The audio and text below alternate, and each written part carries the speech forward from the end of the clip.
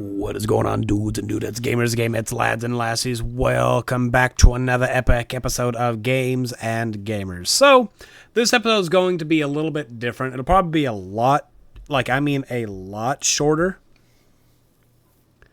I truly mean, this is probably one of our shortest episodes we're ever actually going to do. Because Danger's not here. Yeah. Danger's not here. He doesn't have this Final Fantasy 16 beat yet. And I don't want to sit here and do a 5-hour episode on a Final Fantasy 16 by myself. So we're gonna go through a few of the points. I'll go through my overall review of it, but we're not gonna ruin a whole lot of the story, just in case Danger does listen to this. And also, it's hard to do some of these longer ones like this alone. I don't like doing the longer ones alone, but hey, sometimes you have to. But I guess while we're doing that, we'll talk media. My media right now is a bit everywhere, because I got my new YouTube channel, Games and Gamers, but All Around Gaming. All Around Gaming is my new gaming channel, which I think people should go check out, because there's a lot of work going into it with a lot of games coming out on it. I have an episode come out. I have 3 episodes come out Monday, Wednesday, and Friday. Which is, right now is Halo Combat Evolved, Mario Odyssey, and Final Fantasy VII Rebirth. I've been playing Rebirth, off and on. I beat it. Well, I've already beat it. I'm in the middle of a second playthrough, and I'm bouncing between it, Alice Madness Returns, as streaming on the KH Hauser channel. And soon to be Alone in the Dark in 2 days. I'll be playing that too. So it'll be a lot of just all over the place. But, yeah, it's kind of it for what the media is. I've been playing a lot of games, but those are the big ones I've been playing. So let's get into what this review actually is for, and it is Final Fantasy 16. Final Fantasy 16 was my 2023 Game of the Year. And I loved every minute of it. It was so much fun. It was great. It was just mwah. It was pristine. And so, this is one of those ones. I honestly want to do it shorter, because this is one of those games I feel like if we go through it, we cannot capture the majesty of what 16 actually was. Because this game is epic. It has a lot of epic cutscenes, a lot of epic boss fights. Truly through and through, it has a lot of epic boss fights. A lot of good moments. The biggest issues I want to talk about are, combat. Because first time playing it, I didn't notice an issue. I didn't notice any issue with the combat until maybe 3/4 of the way through. Because combat itself is very repetitive. It's Devil May Cry combat. No matter what anybody says, it's Devil May Cry combat. Through and through, it's Devil May Cry. Which kind of sucks, because Final Fantasy's always been a little more strategic with it. It's been turn-based forever. And then Final Fantasy, what was it? 15 took away the turn-based. 7 Remake also took away turn-based. I guess you could say 13 took away turn-based along with 12. 13's an iffy one. 12, 100% did not have turn-based to it. It was more MMO kind of thing. 13 was kind of turn-based, but kind of wasn't. 15, 100% did away with it. That's all that matters. So, but combat gets very repetitive in this game. 100% gets very repetitive. Because you have the Devil May Cry stuff. He's basically just slash, slash, slash, slash. Here's a special ability you can do. Do a special ability. Stagger the enemy. Hit him with a specific set of moves. Rinse and repeat. Maybe heal if need be. Or if not, dodge. Or if not, just dodge out of the way. This game's combat's very repetitive. I got really nothing else to say on it. A lot of people hate this game for its combat, because it's oh my god, it's not Final Fantasy because it doesn't have turn-based. I've heard that one too much. I've legitimately heard that excuse a lot. That complaint a lot, is it's not Final Fantasy because it's turn-based. But I hate to tell you, turn-based has been out of Final Fantasy for quite a while. I use 12 as an example. 12 didn't have it, 13 didn't have it, 11 didn't, 14 didn't, 15 didn't, 7 Remake hasn't, Rebirth didn't. So yeah, turn-based is gone out of Final Fantasy. It has been for a long time. So if you're one of those Final Fantasy people out there that says it's not Final Fantasy because it's not turn-based, there are 5 other numbered entries that say that you shouldn't count as Final Fantasy. I still see people defend like 12. They'll defend 12 like this is one of the best Final Fantasies ever. And then they're also the ones that gripe about Final Fantasy 16 doesn't have turn-based, so it's not a Final Fantasy game, which is I don't agree with. It's very stupid. It's very, very stupid. I've learned while doing all my game stuff that the worst game for a fan base is its own fan base. Like a game's worst enemy isn't the people who don't play the game, it's its own fan base. Like wholeheartedly. Like Final Fantasy fans hate Final Fantasy games. Silent Hill fans hate Silent Hill games. Even God of War fans hate God of War games. Every game's fan base hates their games more than other people outside of their game. And it's hilarious. And it's so annoying to hear all this stuff. Like, it's a good game. No, it's not. It's not what I like. It's not a good game. It's ludicrous. I've been in so many arguments about this, like 7 Rebirth, 7 Remake. All these games don't count as a game because it's not what they know. And I hate to tell you, games are evolving, games are changing, and not every game is going to be the exact same as when you were younger. And if Danger's listening to this, he's gonna hear this because maybe he'll be with me on Rebirth. I'm not entirely sure. But he'll try and use what I just said against me in the Rebirth episode, if he's there. But I guess we'll go through kind of nitty-gritty of 16, because I want this one will be a little bit shorter. The story of Final Fantasy 16 follows Clive Rosfield on partial revenge story, because his brother was killed. His brother, the Icon of Fire, which is dominant of Phoenix. This game doesn't have the summons that we typically know. But they have what's called dominance. Basically, these people summon out the power of whatever. Almost like a Power Rangers, I guess we could say. I guess that's a horrible way to say it, but I guess it is Power Rangers. They just summon out, all right, power of Bahamut, come to me. Power of Odin, come to me. Clive Rosfield is a unique dominant in all of it. He is the 6th icon, and he is a 2nd icon of fire known as Ifrit. He is not meant to be in this mortal world, along with another one, which we don't know anything about at the moment. There's a DLC coming out sometime in the next month talking about it. But, yeah. So, Clive is like a big bad threat to the world, because he is dominant of Ifrit. He has the ability to steal the other power, or the iconic abilities from other iconic wielders. Like we see it early on, because you fight Garuda, the one of wind, Benedicta Harmon, and he steals her power, and he can use it in combat. That makes it really cool, and that's why the combat can get a little better. It's still repetitive, but you have new abilities you can swap in and out as you level up, and as you progress the game, you get more and more abilities. I just wish, one complaint I have combat-wise, again, with this is you can only have 3 icons up at a time. Like, you can't have all of them going at the same time, which I wish they did, because you have what? Ifrit, Shiva, Odin, Bahamut, Titan, and Garuda. You have 6 of them. I wish you could have all 6 of them going at the same time and just swap between all of them and just have 2 moves each, but this one you can only have 3 icons with 2 moves each, which... Meh.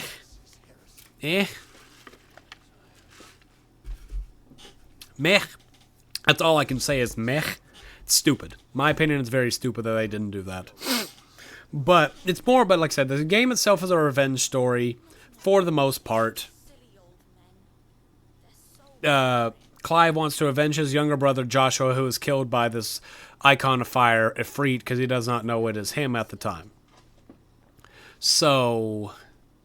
go through the journey, you meet other characters. You meet Sid, who's the Icon of Lightning. You meet Jill, one of his childhood friends. But you will not inherit your father's throne. I hate this lady. I hate Annabella. I have this on in the background, but I hate Annabella. She's like one of the worst characters ever. So anyway, where was I? Icons, yeah.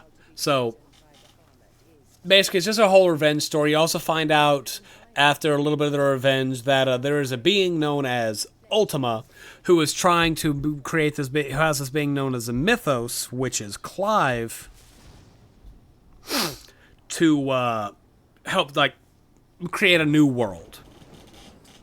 Like that's all he's trying to do is he's create a new world with the power of mythos at his side. So he's basically ordained everything to happen where Clive will absorb all the icons and Ultima will take over him in a very stupid manner because he doesn't think that he thinks he's gonna win like typical villains do. So yeah. Honestly, I'd say it's a very simple plot. That's simple. It's a very simple plot of revenge turns defeat Big Bad because Big Bad wants to stop everything that's going on.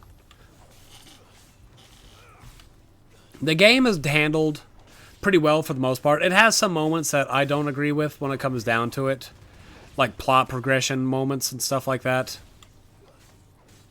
Like Jill. Jill's a good character.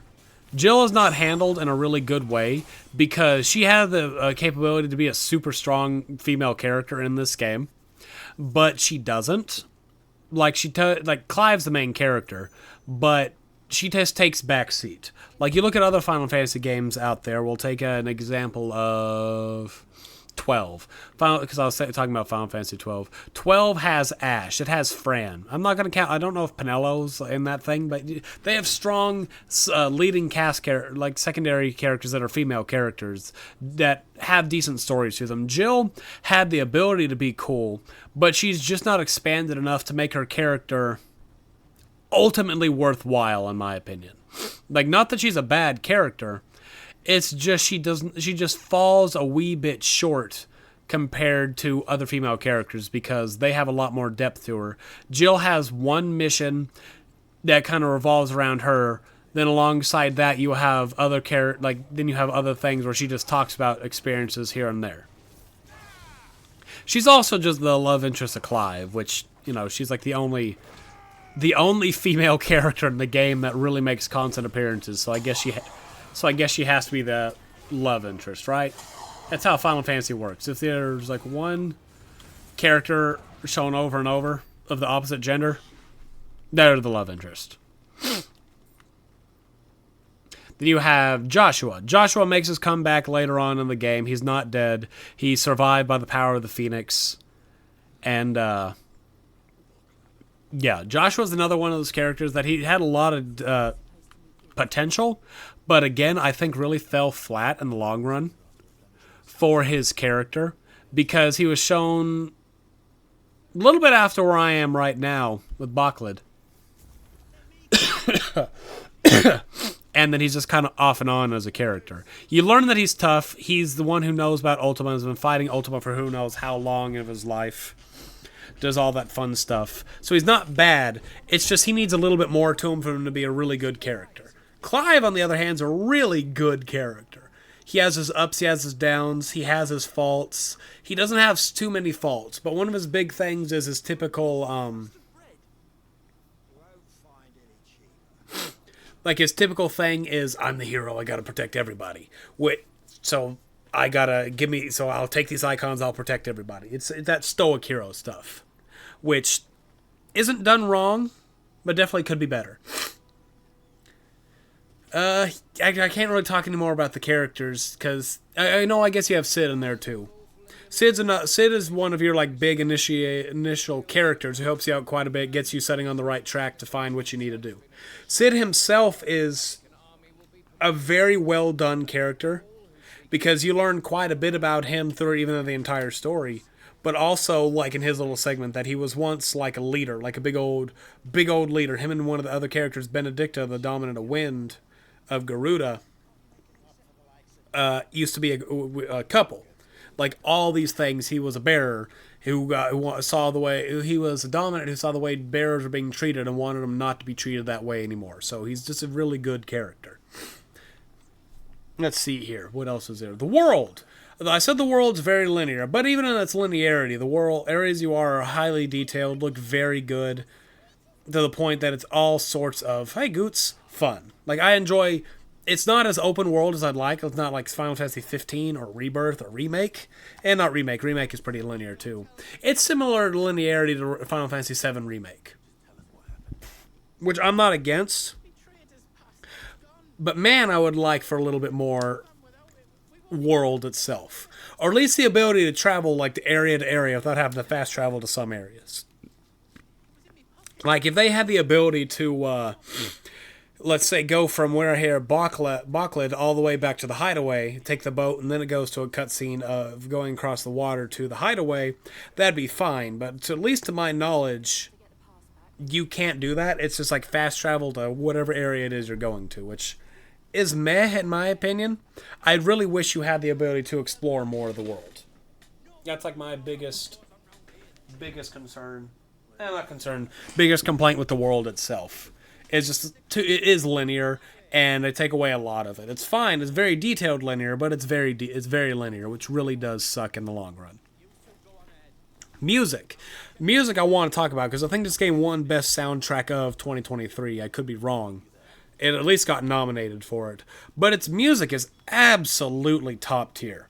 Like, it has some of them that I don't like the ultimate boss theme in this game is like really, really epic. It's like heavy metal just brawling around, and then for like a solid 10 seconds it turns into like a very somber like violin, cello, something like that. I don't know why. It doesn't make any sense, and then it goes back to being like epic music. But this game has very, very good music to it, and has some like. I'm trying to think. I don't know the names of them like right offhand, like right now anyway. But I do have some of them stuck in my Spotify playlist that I listen to from time to time when I'm working out because they are handled so very well. Like, it's a good game. Like, this game has really good music to it. Like, I will never, ever deny that Final Fantasy games don't have good music. Let's see, what else is there? The big boss. The bosses in this game are probably some of the most epic I've ever actually seen in a game. Because this game has put a lot of its budget, we'll say, into the cutscenes, into the cinematic boss fights. Like, one of the biggest ones is Titan versus Ifrit. Needed a drink. But Titan versus Ifrit was epic. And I mean, I guess Titan Risen, whatever it is. I can't remember what it is, like his specific form. But basically Titan becomes like a super massive version of himself. And you're fighting with just like death metal behind you. And like epic battle, dodging, bobbing, weaving, seeing all the epicness. This game does not fall short on its boss fights, for the most part. You have some boss fights that I wish they did a little more with. Like all the icon boss fights except for Shiva. And because you don't ever fight Shiva, you fight Jill and Barnabas. Barnabas is the dominant of Odin, the icon of Odin. And his was probably the most disappointing boss fight in the entire game. Like, honestly, it was so boring. Like, you look at all the other boss fights, versus Garuda. Ifrit versus Garuda was really cool. Then you have Ifrit versus Titan. Very cool. Then you have Bahamut versus Ifrit and also Phoenix, because that's the first time that Clive realizes his brother's alive. It's coming up in like the next 2 hours. Is just mind-boggling. The final fight, incredible. Then you have the Barnabas fight, where you just fight Barnabas as a human the whole time, and then Odin will get summoned through an attack here and there. That's really lame. Like, he's the most deadly one, and I guess that's why they did it like that, is he is the most terrifying one. It's like Gaara, whenever they gave him the Tail Beast chakra form against Naruto as a quote-unquote buff, but it's actually a debuff because the sand would make him impervious. I don't know. Like, the game does have some downs. As much as I love it, it does have some downs. Like, combat, like I said it once already, I'll go through it again. Combat's very repetitive. Like, especially once you find out a method that works, is it gets very repetitive. The world could have been a lot better. Could have been a whole lot better. and its missions. Its missions I do need to talk about. Like, its side quest missions are all kind of the same thing: is talk to person, go here, fight enemy, come back. Like, I can't think of any other side quests in this game that essentially aren't that. Maybe you have to go grab something. Like, one of them is with Jill here. You have to go grab some flowers. Go grab some flowers, and while you go grab the flowers, then you fight, you come back. And that's pretty much all these side quests are. They're all just rinse and repeated of each other, which is very disappointing. Like, honestly, very disappointing. You don't have any chocobo running, because you do get your chocobo back. You have a white one called Ambrosia. But you don't have any epicness of side quests themselves. You have hunts. The hunts are also fun. Different. There's reskinned of some enemies, and you have some newer enemies mixed in there. But at the exact same time, it's just another fight. It's nothing new added, no new mechanics, no new anything. It's just, here's a new reskinned enemy, fight the reskinned enemy. And so the hunts also kind of fell flat, in my opinion. Like, the combat in this game, the more you think about it, really does not hold... it holds up, because it looks cool. It's very fluid with itself. That's not wrong at all. But it's just... I'd really want to say, like, the combat itself is probably the weakest element of Final Fantasy XVI. Truly. It goes combat, then the side quests, probably the hunts, and then the world right behind it. Like, in that order of worst to best. It's just... I don't know. Like, I'm not disappointed with 16 at all. I had a lot of fun with it. I still will have a lot of fun with 16 to such a high degree, because I'll be playing it probably more times as I play through my life. I'll have my kids play it whenever they're old enough. I love 16. Favorite game of 2023 that was made in 2023. But I'm not going to overlook the fact that some of these things, combat is just uber repetitive. The worlds feel empty. It's like 15. 15 felt worse because it was an open world game. But this game also feels kind of empty. Since I'm looking at it right now, if I go to any other area, where's an area? No. I'm trying to think. I'm trying to think of a good little area. Now let's go here. Let's go to the 3 reads. Because this world, the 3 reads right here, since this will be audio right now, since it will be audio for some listeners, visual for others, is a prime way. But the 3 reads is basically just a marsh. And this is as open world as you can actually get. It's not a massive open world. It's pretty linear. Here's a path to the left. Here's a path to the right. And that kind of does hold the game back a bit. If this game, like I said, if this game had open world aspects. So if I go back right now to where I am right now, you can't see it on the screen, but I'm about to be at the point where once I go in, it's just fast travel wherever it is I need to go. Not explore, not walk through, fight new stuff. It's just, boop, open world map. That really does suck in the game. Let's see, what else is there? Upgrades. Because this game here is RPG, but it's not an RPG because it doesn't have all the role-playing stuff that you typically would see, which is kind of lame, kind of stupid, not even gonna lie. But it's also kind of funny that your best, like, you can't, I guess the RPG element that they're counting is, like, you can upgrade Clive's moves. That's kind of what I feel like they're quote-unquote calling the RPG stuff, is you upgrade his moves to do what you need to do. And that's the RPG element of it, which is kind of hilarious. It's not right at all. It's just hilarious. It's, it has its things. Like, I've played it again. It's my 3rd time playing through 16. And it's not a bad game. Like, it's absolutely a very fun game. If you like the cinematic story stuff to it, it's a very fun game. If you can handle the Devil May Cry repetitiveness, because I'm about to go show off, it's fine. I play games for the story. The gameplay doesn't always matter to me. There are some times when it does, but it's not an always thing. That was loud. But it's just I honestly don't know. It could have been a lot more. Final Fantasy 16 could have been a lot more because I feel like after Final Fantasy 15, which was very much a hit or miss game title in the Final Fantasy franchise, this one should have been able to do a little bit more, and unfortunately I feel like it didn't. Like, honestly, I really feel like it did not improve too much in it to the point that it would have been the next greatest game, which kind of sucks. Like, I wish that this game did a lot more to it to make it like the epic game that it could have absolutely been. Because 16, all in all, had the potential to be an epic game. And come the end, is it truly... It didn't fall flat, but it definitely did not live up to a lot of the hype that some of these other ones had.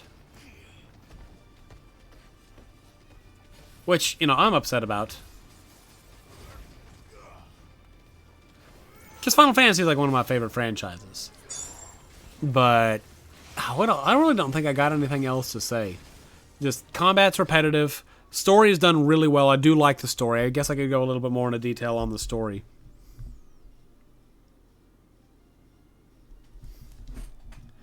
Oh, somebody has a flute. Is that what I have?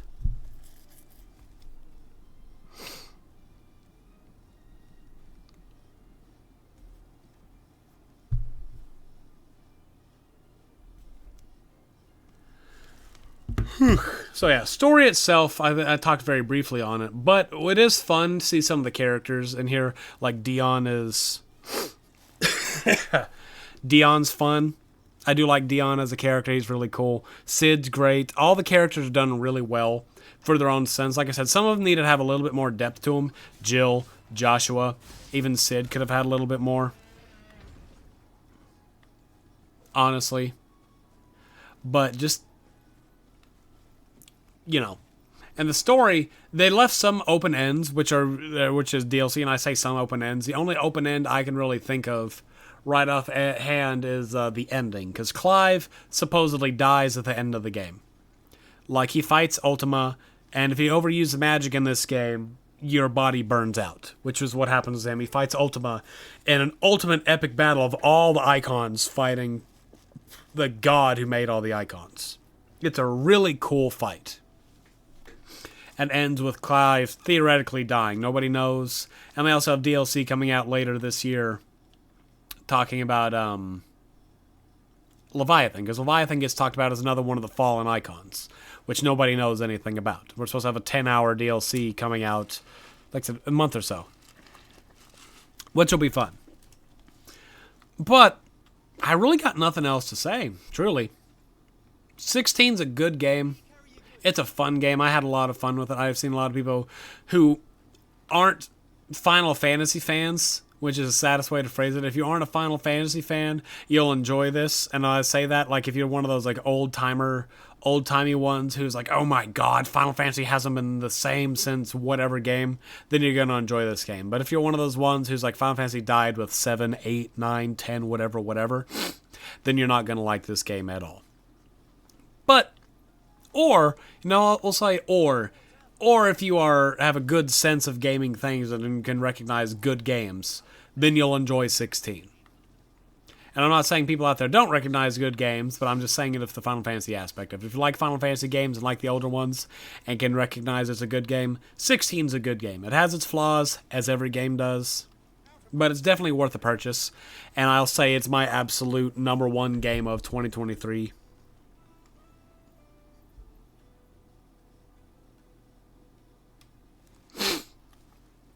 And, yeah. So I think in the end, I got to give Final Fantasy 16 an 8 out of 10. It's definitely a good game. Like, again, it's definitely just a super great, fun, unique game for the thing. It's first M-rated Final Fantasy game. Final Fantasy needed this M rating, in my opinion, because there are some moments in other games that are held back by being T-rated, and this being an M-rated, even if it doesn't show all the details of some of the things it could do, it's a next step in the right direction. Because I'm thinking of Rebirth. Rebirth had some moments that were that it's a T-rated game that were held back by it not being M-rated. And 16 was a step in the right direction. That's why it's another good reason it's such a good game. It's bloodier, it's swearier, it's great. But yeah, I think that's it. I'm giving it an 8 out of 10. Danger's not here, so I guess I just gotta say my next thing. It'll be Final Fantasy VII Rebirth. Rebirth will be up in hopefully 2 weeks. I'll hopefully have it beat a second time, so I can really go.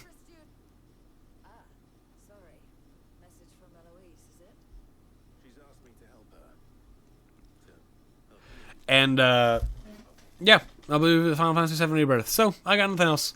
Thanks for listening, everybody. I know it's shorter. I know it's weirder. I know it's a little more chaotic than normal, but it's hard to do these long games like this because this is a 35-hour, 40-hour game. It's hard to do that by yourself in this. So, yeah. Peace out, everybody.